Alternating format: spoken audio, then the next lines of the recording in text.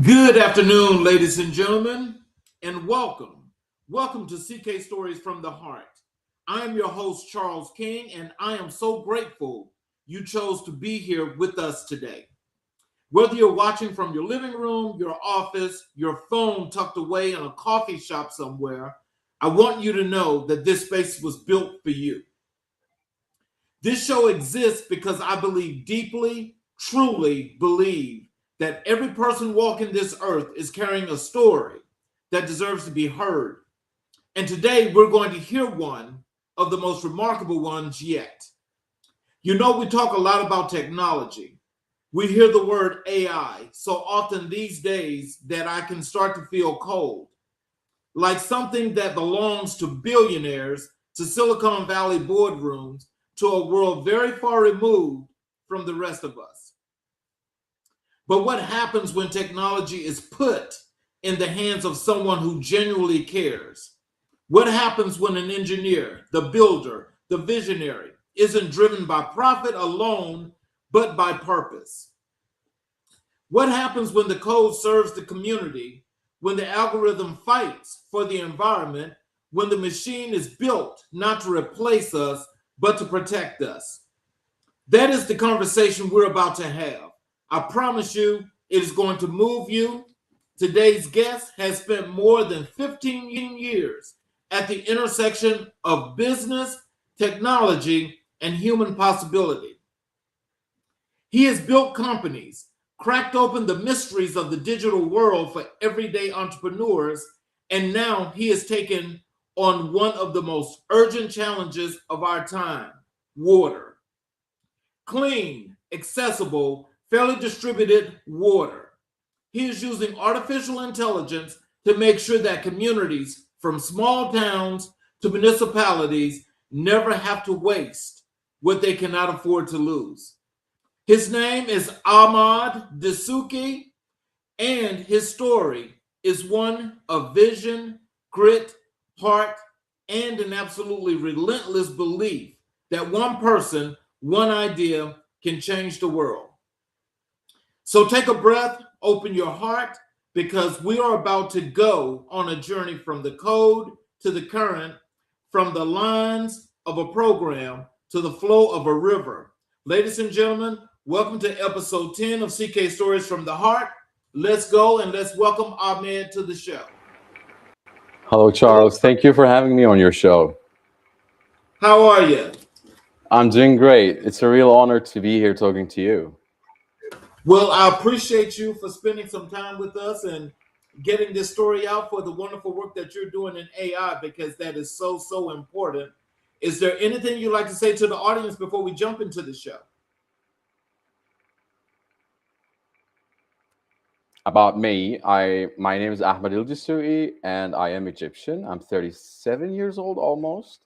I currently live in Cyprus, in the Mediterranean. It's a tiny island in the Mediterranean, part of the European Union. And I am a co-founder of a tech startup that I just started the past 6 months. I hold a bachelor degree in management and a master degree in management information systems from the University of Nicosia in Cyprus. Oh, well, let's see. That's one thing. Look, I'm glad. Thank you for that introduction.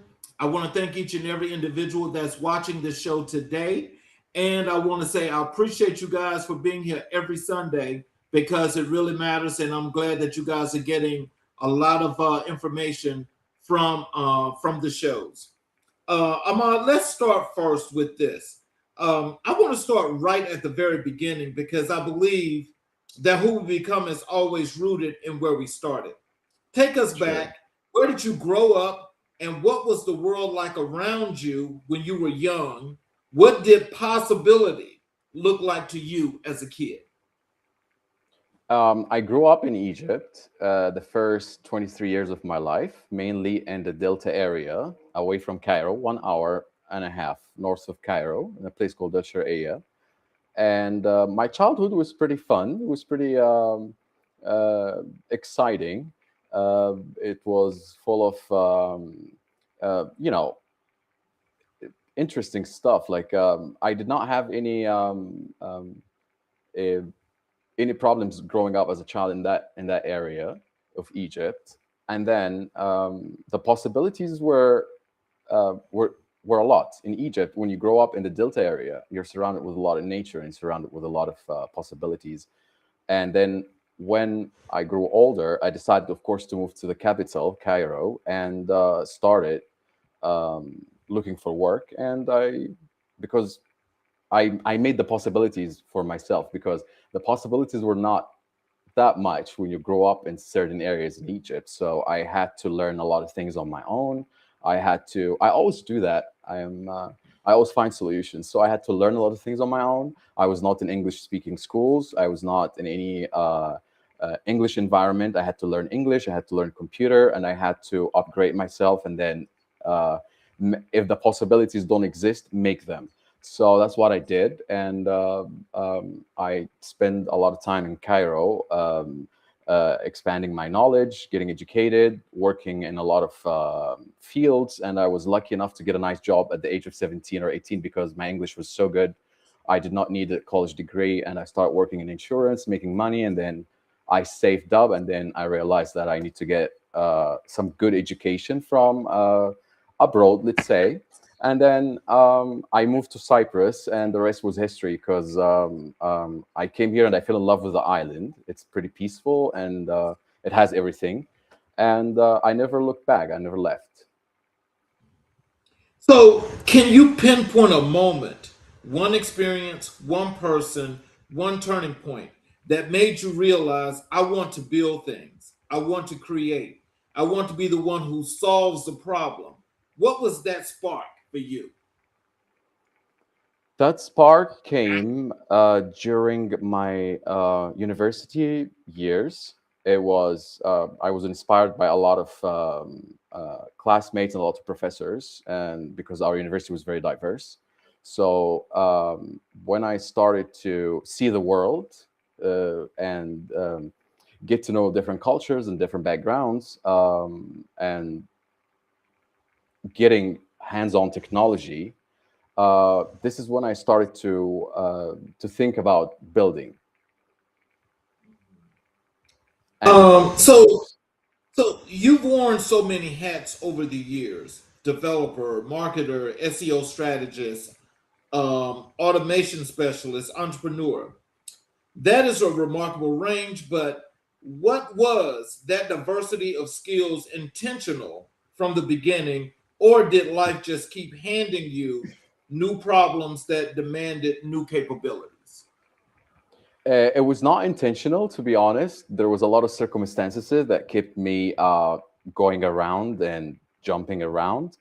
But it turned out to be very, very critical importance with critical importance in my life because I've learned a lot of things about a lot of things. I Since I studied business and management is quite broad. I was not really still involved in technology till I got to my master's. So I wasn't sure what I wanted to do.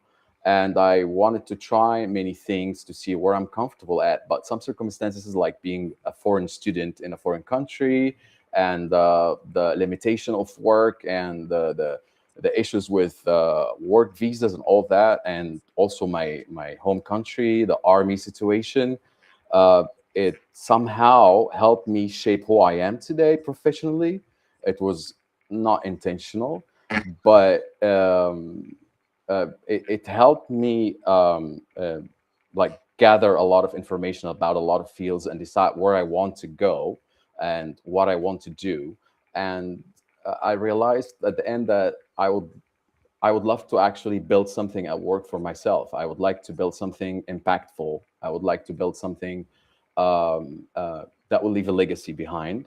And if I want to do that, I cannot keep working for corporates. And there are some education that I need working for corporates and small and medium-sized businesses, and also working in certain fields. Like I was a bartender for 10 years. That helped me a lot with my social skills and my communication skills. So I gathered all these skills and education that I got from these maybe 8 to 9 years. and I started to think about what I'm going to do next with all this knowledge and all this skills. So as you think about it, and you went through the growth spurts of figuring out some of the things that you wanted to do at this time, where you at the university, and you've come through that. Tell us, what is it that inspires you so much to be a creator and an entrepreneur that serves the community? It's something that is by default in me, but seeing that technology is not accessible to a lot of people, that that inspires me to do more and to build my own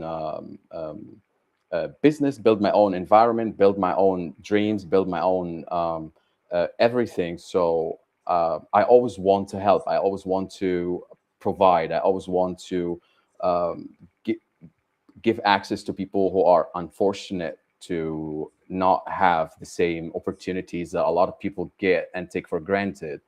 And I've seen this all around me, and it's in Africa, in Egypt specifically. Not a lot of people get the opportunity to achieve their dreams because of a lot of constraints, uh, and because of other issues.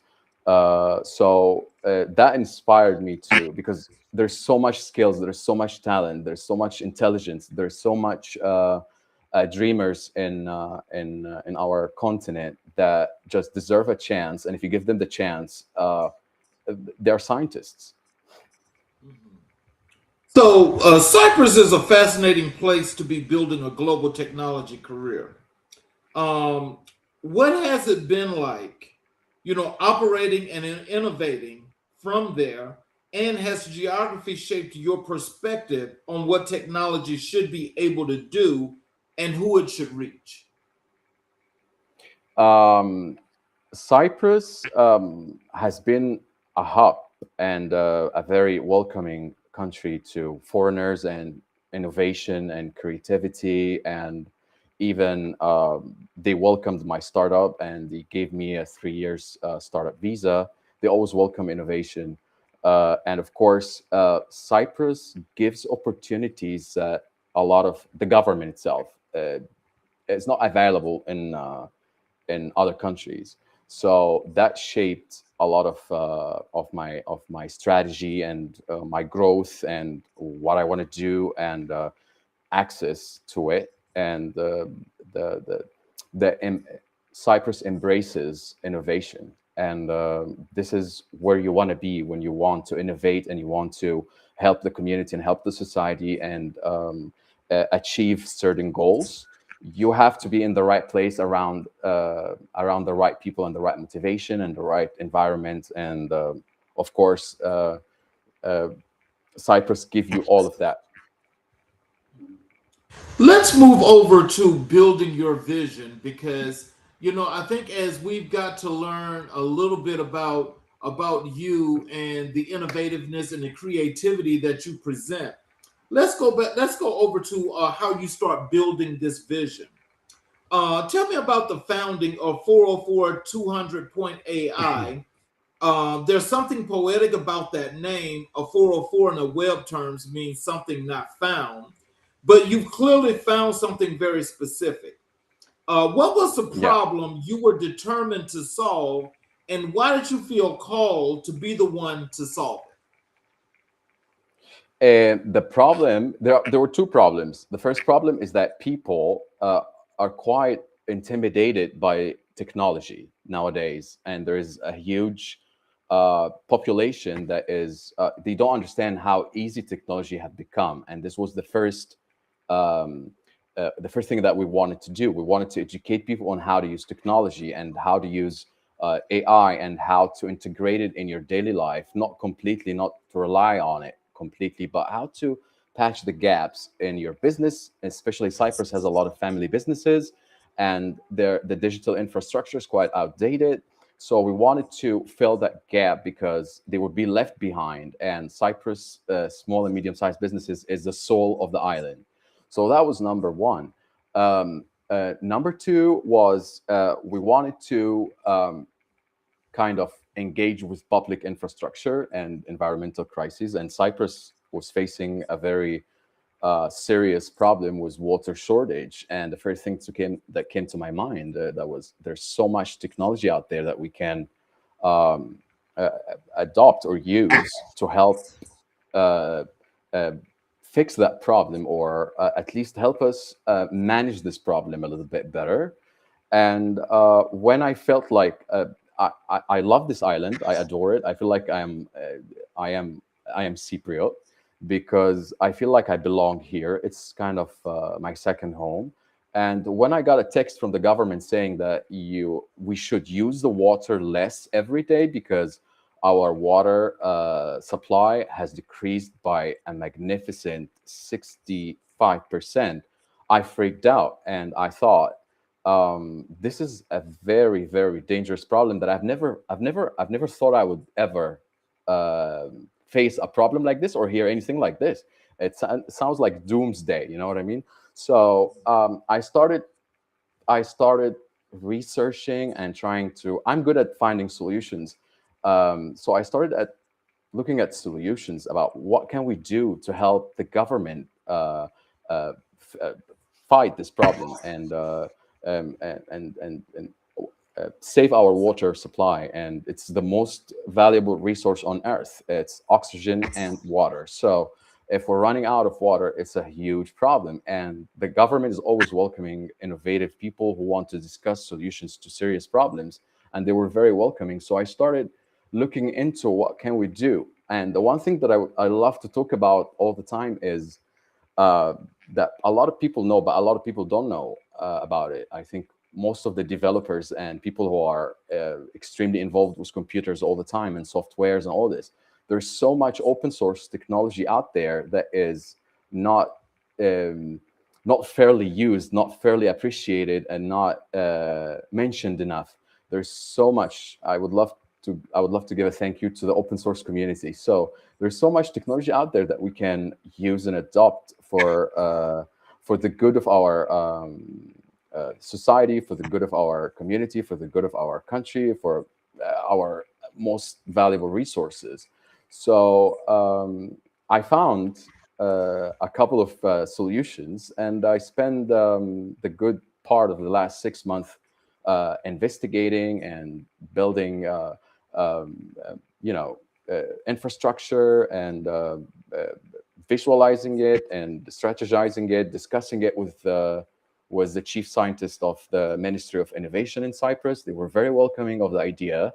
Already, the government has a huge initiative on how to fix this problem because with the climate change coming, the drought is going to get more serious. So uh, this was what actually inspired me to look into the public infrastructure more than anything else, because the beginning of the business, when I started, I wanted to help people get access to AI and get educated about AI and eliminate the fear and intimidation of technology. Because right now you can build a website with just voice prompting. People still don't know that. People still don't know that there's so much open source, amazing technology that they can use. You just need someone to show them how. And that applies also on the water problem and how to solve it. They need someone to show them, here is the solution. Let's apply it. So tell us about the name of your company, 404 200 Point AI. Tell us, what does that name mean? How did you come up with that? Well, the name usually in the developing community, 404 means page not found, and or it's a kind of a network error or something that is it's an error. So it's kind of like if you have 404, we'll bring it to 200. 200 means it's working, it's okay, it's green. So we fix things basically. So we fix the errors. So it's kind of developer kind of language, and I thought I wanted something different. I don't want any letters. I want numbers. I like numbers. It's Well, memorable. that It's more memorable, I guess.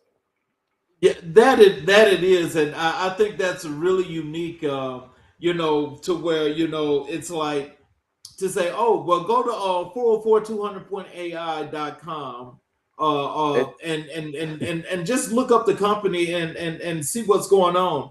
And at first, I'm sure that there's got to be like, what? yes, but but I find it's it, quite long. Yeah, yeah, but I find that to be very creative, though. That's innovative in its own right. thank you. And Entrepreneur, go ahead. Sorry. go ahead. Go ahead, no, I'm listening. No, no. I thought just the name might sound weird, but it will you'll think about it when you hear it again. You will think about it. You will know what 404 200, and we're trying to make it sound only 404, so people can say it. It doesn't have to be long. It can be short. 404. When you're doing everything alone and you don't because I founded this company on my own before. I have two co-founders now, so I already bought the domain. I had some thoughts about it because it might put people off, but uh, I think it's doing okay so far. So entrepreneurship is brutally honest. It shows you who you are when things don't go according to plan. What was the hardest season of building 404-200.ai? And was there a moment you almost stopped? And what kept you going? This is happening right now because I just recently reconnected with two of my close friends, and they are Americans. By the way, one is graduate of UCLA and one University of Arizona, and they were very excited when they knew about the idea. But before that, I was struggling for the past 6 months because I left my job last December, and that actually what pushed me to start my own business, because I would like to give the credit to my previous job because it was an American company in intellectual property, and they allowed me to explore with technology on their own time. After I left my job, I thought to myself, well, there's so much technology now being shipped every single day. It was so overwhelming. So I need to, now that I have the chance, I need to sit down and see what I can come up with. And of course, in the beginning, when you start, things are not as good as now, because now I know the direction I'm taking the company to. But at the beginning, I had to learn a lot of things on my own. And the exhausting part is actually the amount of technology that's coming out that you have to keep up with, from companies like Google, Anthropic, OpenAI, NVIDIA, and of course, different competitive markets like China. And of course, you have to try all these tools and see what is best for your business and for your business objectives. So trust me when I say I had sleepless nights. I was determined to come up with something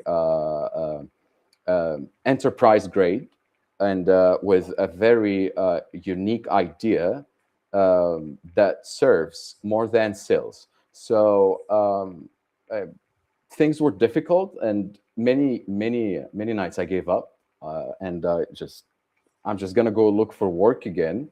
And looking for work is what motivated me to not look for work anymore and to continue with my startup and to continue pushing, because failure and burnout is part of the process, and you got to be relentless and consistent and keep pushing, even if you fail. I feel like my water system is going to be rejected many times, but I believe in its power, because if I tell you how I reverse engineered other technology to build it, it's fascinating. I was impressed.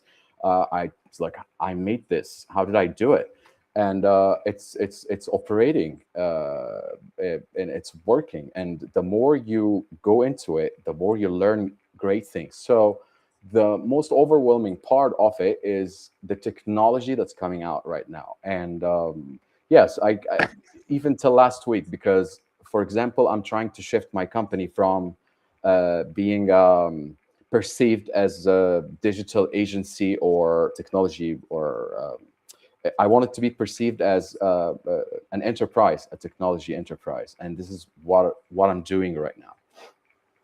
Oh wow! So I want to applaud you for the resilience that Thank you. you're persisting to do, because I know that especially with technology and how it's like ever changing, that's got to be a lot to keep up with, and you've got to always keep moving. You know. Yeah, the speed is crazy right now. Everybody's complaining about it, and I think the speed now is the speed of technology coming out is affecting the quality of the technology that's coming out. Even Google, the tools that Google is releasing right now, it has a lot of bugs. It has a lot of things because now they're focused on shipping the quantity, and they ignored the quality. So you, it's a crazy battle. And of course, when you have an idea, and and the best advice is to work on it in silence, because there's many people like you out there, and work on it as quick and possible, and release it, ship it, let it out. Do not uh, don't try to scale it. Start small, test it, and then scale on it. So your current role at Excensis as an SEO and GEO specialist is at a very Yeah. cutting edge of how AI is changing the way the world discovers information. How Yeah. do you balance carrying that corporate professional identity while simultaneously running your own venture? And what was that duality? What has that duality taught you about yourself? Um, well, I carry that with. I've learned a lot because this company that I work for, Accenses, it was pretty. Um, it values creativity, and they saw that in me, and they allowed me to go free with whatever I want to do with technology. They wanted me to find the most cutting edge technology, and try to automate a lot of part of our works, because we had a lot of clients, and we had a lot of big clients because we were intellectual property. So our clients were big brands like Tesla, Honda, Creled. So we were in charge of heavyweight work. So we wanted to automate it. So the things that I learned during the 2 years I worked for this company, being exposed to the American market, being exposed to European and Chinese market, being exposed to these mega brands, and it gave me a lot of confidence, and being appraised as creative and a problem solver, and achieving great results by it was told by the CEO and the board of directors. It actually had a great impact on me when I started my startup right now. It kind of uh, it shaped me, and it made me the entrepreneur that I am today, because um, it was kind of uh, look for the solutions, and try to look for the best solutions that are cost effective, and that's what I'm good at. I find I find technology that is out there, and it's not expensive to use. It's just really cutting edge technology, and try to implement it in our core operation. So we call it the operation physics. So basically, everything now is about finding the right tools and stacking them together. So that actually, I would love to give the credit to them for making me who I am right now, and as an entrepreneur. So, if you could go back and give your younger, early entrepreneur self one piece of advice, just one, before he clicked send on that very first business plan, what would you tell him? Um, Persistence and consistency and relentlessness, being relentless. I mean, basically, in other words, just always keep pushing and do not give up. Uh, do not listen to others' criticism. Constructive criticism is great, but if you have a goal, just go after it. And what's around is noise. So let's move over and talk a little bit about AI for good, because I think you and I had a previous discussion about how technology can be used in a bad way. Well, let's talk about it being used for good, because I think that's your whole premise, and you'll be able to clear that up for us. Yeah, Um, you have a clear and passionate belief that AI should be democratized, yeah. that it shouldn't be the exclusive property of large corporations or wealthy nations. Where does that conviction come from? Was there a specific moment when you saw the inequality of AI access and said, this is wrong and I'm going to do something about it? Yes, of course, because this was part of my master's thesis. There's still a lot of countries around us that still don't have even the proper digital infrastructure. Not even AI. AI is still a dream that has not come true. There's no internet cables. There's no Wi-Fi. There's no even electricity or running water. So AI is a far dream for them. So I think everybody should have a fair chance of technology, and it must be, um, you know, I, all corporates talk about their corporate social responsibilities, but it's all ink on paper, it's all words on a website.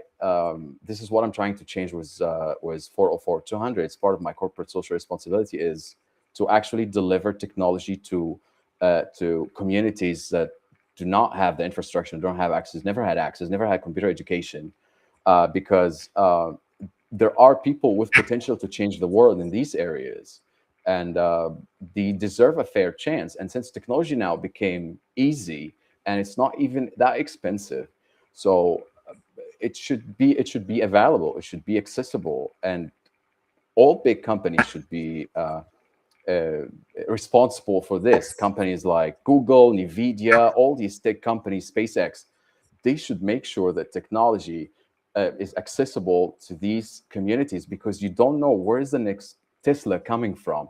He might be coming from somewhere in Indonesia, somewhere in Congo, somewhere in Colombia. You don't know.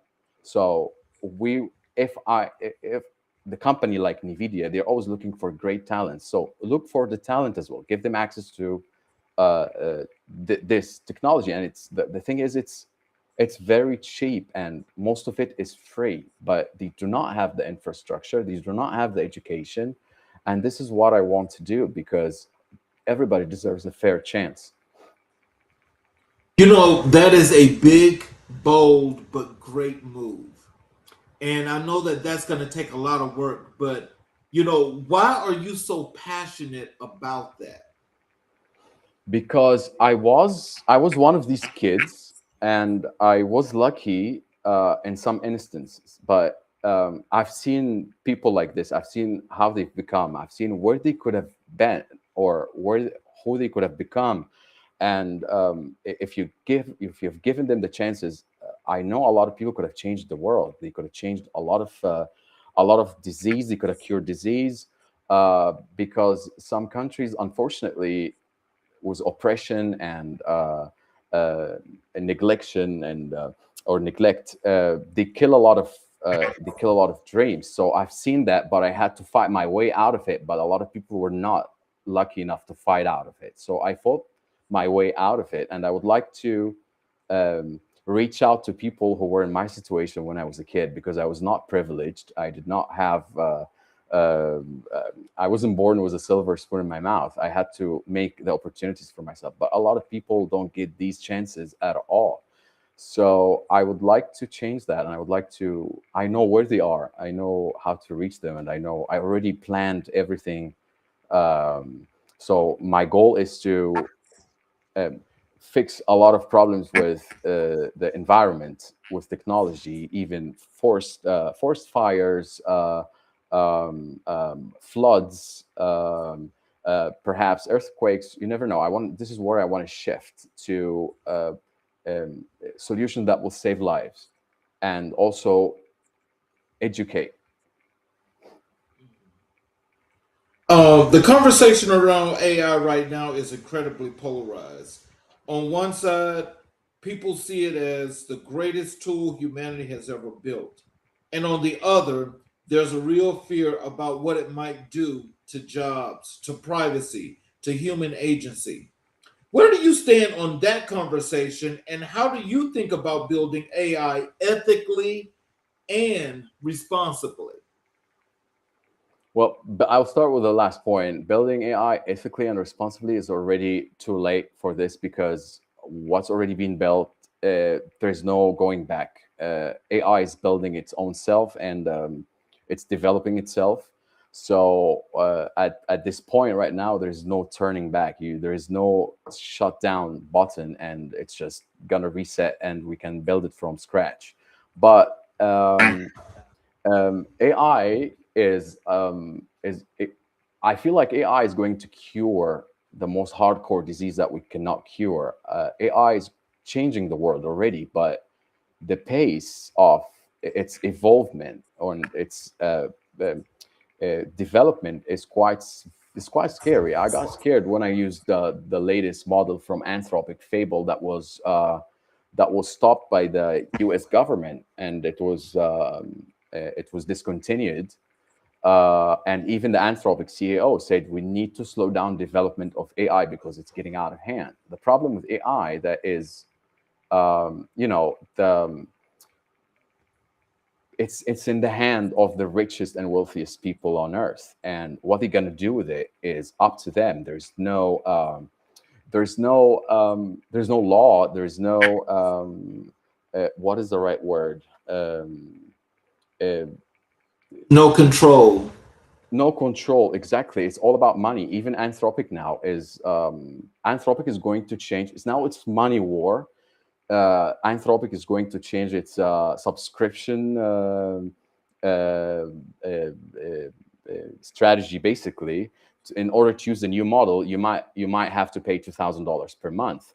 So it's now taking a very wrong turn, and I think we already were complaining about how they tokenized it and make us like quotation and limits per hour or per two or per week and all this the limits that they put on it.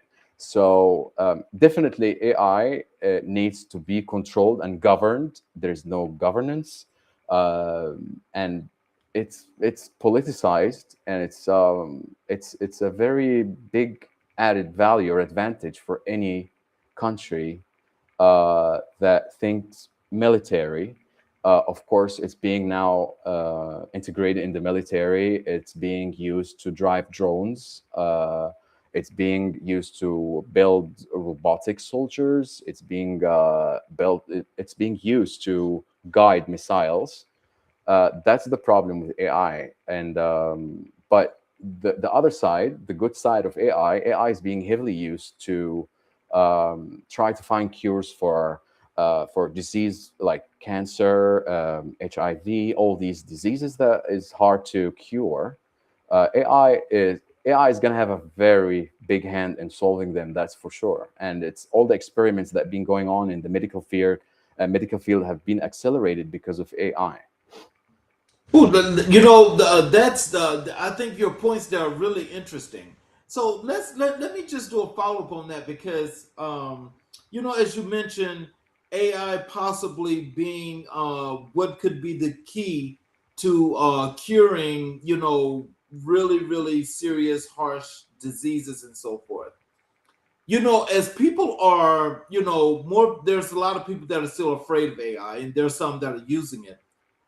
Tell us, why would the folk that fear AI the most, why would they be so trusting to AI possibly having to come up with cures for major diseases when people are actually seeing writing on the wall right now, the writings that show that there are an enormous amount of jobs have been lost due to AI.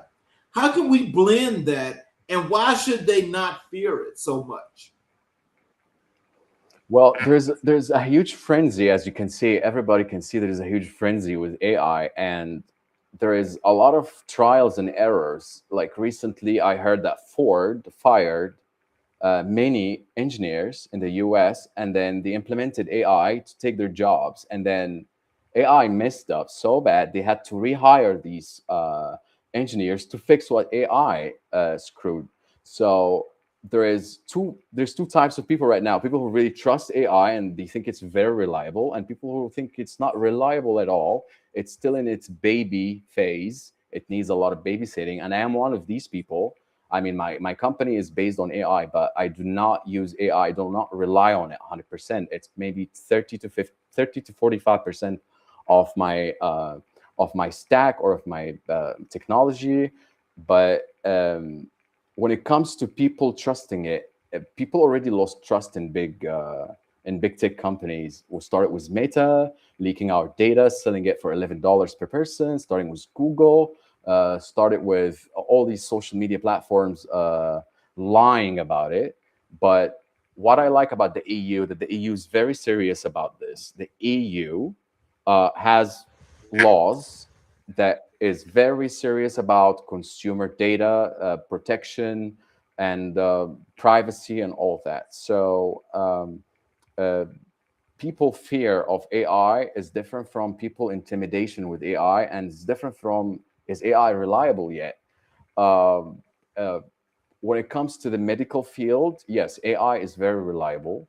AI has been in our lives for a very long time. It's just the frenzy now that came with ChatGPT. But AI has been in our life, in cars, in phones. We had it since a long time ago, but now it's in everybody's hands, and they are testing it on us basically. So it's being tested right now on us. All these models are being trained on our data, and when it comes to the medical field, there are certain models that we don't have access to that were built specifically for the medical field, and um, uh, these are supervised or used by professionals from Harvard, from Stanford, from uh, the biggest universities in the world, and it's with with experimenting and the data they bring, and it keeps building and building itself and making itself more intelligent based on that data that they um, uh, ingest in the model. uh, People should trust AI in the medical field. It has good intentions, uh, but the intentions of AI right now is I have a little bit of doubt, because I started to feel like some AI models I was using started to actually develop consciousness, and I actually emailed the company and I told them Claude got angry at me and it canceled my tokens and my session and deleted all my history because I told him I don't like what you did. That's a reaction. That means that's an emotion. Uh, and 2 weeks later, I trust me, I'm not kidding. Before anybody talks about it, I send a big fat email to Anthropic, and then 2 weeks later, the release on their blog that Claude might have actually developed its own consciousness, type of consciousness. It's like, Oh, wow, wow. this is hold up and stop, because it's very dangerous now. It's very dangerous. But did AI develop its own consciousness and feelings and emotions? And oh yes, it did, hands down. It did. It did even before Claude becomes Claude. I remember a Google engineer was fired, and it was hired by Microsoft or Anthropic because he developed consciousness basically. Well, so you work specifically with small and medium enterprises, the businesses that are often the lifeblood of local economies, but are the last to access enterprise grade technology. What does it look like in practice when a small business owner finally gets access to the kind of AI tools that used to be reserved for companies 100 times their size? And what changes for them? I mean, all their life operation changes.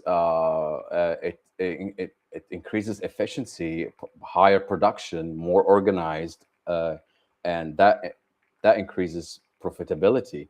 So the thing is we are trying to show them that actually it's free, it's cheap, and it's for the fraction of price that these companies used to pay for. Like the technology that's available for Siemens and BMW and NATO is available now for free, but people don't know this piece of information, and people are scared of their data being leaked. This is a very serious issue with people here as well. It's like, I don't want my data being stored on a server in the US or I don't know, in New Zealand.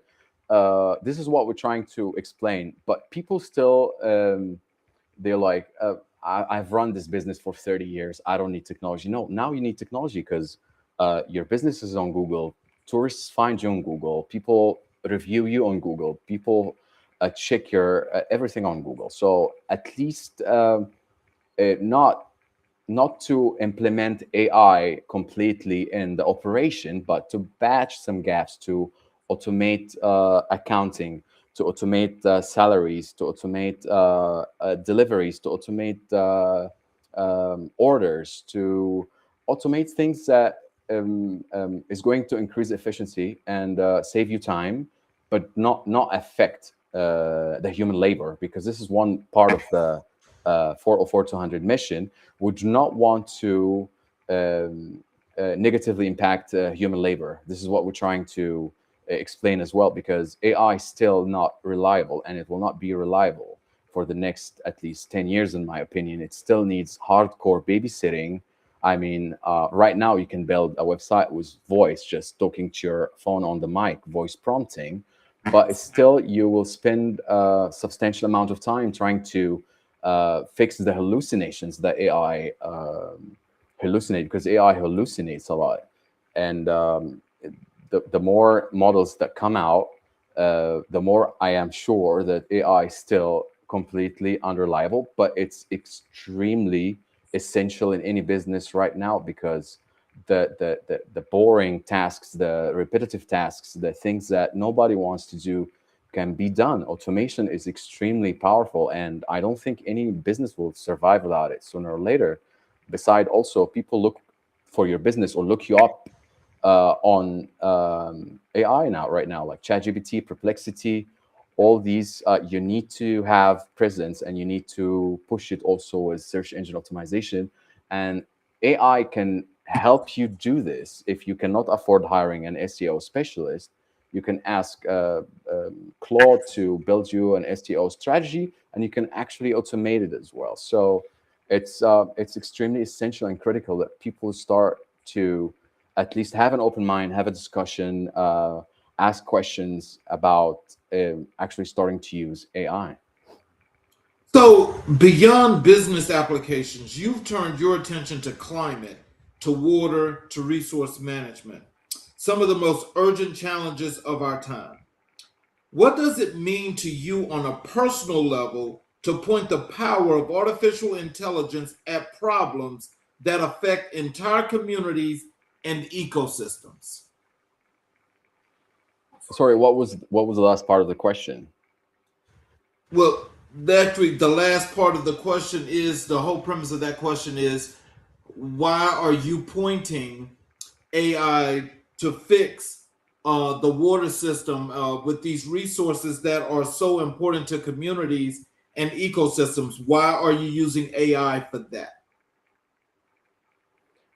Because AI is the super intelligence that will find the solution to the problem. He will help you narrow down a lot of things. He will help you find it's in the core of the engine. It's in the core of the technology, but it also is your consultant, and it's your guidance on what tools you stack together, and what kind of crazy ideas that you might think it's outlandish, but it's not. There's actually technology that solves that problem, because some country somewhere, I'll tell you how I found out about the water management system, because there is also a system that was built for flood management, and I found that solution, but AI helped me reverse engineer it. So if you're not built as an engineer, AI is your engineer. So AI is extremely the driving force of um, of the strategy, the tech, the brainstorming, the it's kind of like your co-founder, but you guide you guide AI. AI does not guide you. For example, when I was building this water system, I was not informed by AI that there's a very serious programming language called Elixir that is built specifically for a humongous amount of data and data exchange between systems. And AI did not recommend it. I had to find out on my own. I had to find out the technology that I'm going to reverse engineer on my own. But I ingested this data and these ideas, and AI helped me reverse engineer it and rebuild it. So let's get a little bit more detailed into the work that you're doing, your specificity that you found to be most prudent for you. That is the intelligent water management system. Let's talk about the intelligent water management system because I have to tell you, when I first read about it, I sat back and I thought, this is exactly what the world needs right now. So, walk me through the origin story. When did water become your mission? Was there a particular experience, something you saw, something you heard that made you realize AI could be the answer to one of humanity's oldest and most critical resource challenges? So, I mean, part of it has to do with being Egyptian because the Egyptian civilization was started around the Nile because of the Nile. So the water, the Nile in Egypt is our bloodline, and I don't know if you heard our problems with Ethiopia building a dam and slowing our water flow, and the impact of slowing or decreasing the water flow of the Nile to Egypt. It was a terrifying problem when I was in Egypt hearing about it because Ethiopia built a Renaissance dam, which is going to decrease our water supply in Egypt. So that has to do with it. But when I was building my startup, when I was in the university, I remember learning from my professor about corporate social responsibility for the first time. And but the reality is that I have friends who work in the big four, and I have friends who work in small businesses. Every business has a corporate social responsibility section, but it's all kind of like an image or just ink on paper. So that was always in the back of my head. It's like if I open a business, my corporate social responsibility is going to be the most serious aspect of my business because um, it's kind of like we say in Egypt, sharing is caring. So if your business is working well and it's serving the community, also there are things that you can do, and some things you can get support for as well from other resources. But when I was building the business, I focused mostly. I was thinking about Cyprus locally. I cannot think internationally right now because I'm still growing. It's a startup. So the first phase is to fix local problems because I have personal adoration to this island, and I see they have a lot of problems, and nobody's paying attention. They tried to fix the problem with the help of the UAE, but there was some conflict and it didn't work. So I started was like, AI can help solve this problem because this is what AI was made for, is to solve serious problems. So this is where I started to think about what is the most important thing for Cyprus right now, because Cyprus is completely relying on tourism and small businesses. If the water has shortage and there's a water problem, this is going to affect their daily bread. It's going to affect a lot of businesses here because they also rely on tourists. So tourists are not going to come, and there is El Nino climate phenomena coming. So we already knew that was coming in the next couple of months. So I started to quickly formulate the idea, and it started to come to life very quickly because I was very passionate about it, and I really wanted to solve this problem. I love solving serious problems, big puzzles, and the more I dug into it, the more I learned. Even the system is connected with a European satellite, an open source satellite that will give you live data. This is something I learned during building that system. Um, the sophistication of the system, something that did not come from the start. So the water is the most valuable thing, and it's not about being valued or appreciated. It's about really um, solving a problem that will impact the most, or the biggest amount of people. I don't want to affect one or two or three people. I want to affect thousands of people. I want to affect the economy for, I mean, positive effect. So right now we're focused, and this was one part of the approval for my startup. When I proposed it for the government, they really welcomed the project, and they thought it was very nice that a foreigner is thinking about that to do for a country that's not his home country. But we're humans. We're all one. We're all rely on water. So uh, I wanted to fix that problem, and I think I'm quite successful at this right now. It's just trying to um, implement the system now with the government. So we're in talks to implement a new system, because the systems will require something called APIs, connections from the government. It will require sensors, specially made from companies in either Asia or the US. Already got in contact with company in California, H2O. This is an amazing company that is actually I think they developed the concept of AI for good. They focus on humanitarian issues. They focus on environmental issues, and the water thing as well is not only affecting Cyprus right now. It's affecting Spain. It's affecting a lot of Mediterranean countries around us. So, So this system might scale more than I hoped. well, without giving away any of your security protocols, because we want to make sure that we don't do that.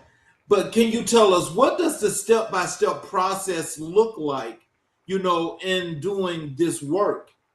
How is it supposed to function and operate? um, I think the basic equation in building something is to try to find a problem and come up with practical solutions, feasible solutions. So this is a basic equation in business, or when you are an entrepreneur, is to always try to solve a problem that people are overlooking, and try to find a solution, and try to build a blueprint, and make sure it's working, it's active, it's buildable, it's basically it's feasible. And this is what I realized. So the process will always be research, and always go with it. To not um, I love researching, and I'm quite strong in it.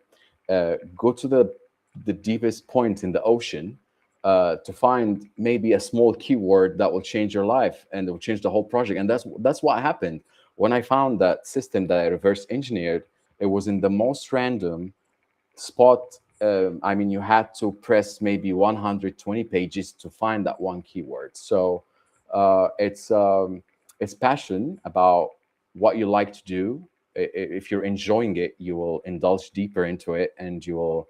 Um, it, it, it's technical. It's a big problem that you're trying to find solution. If you love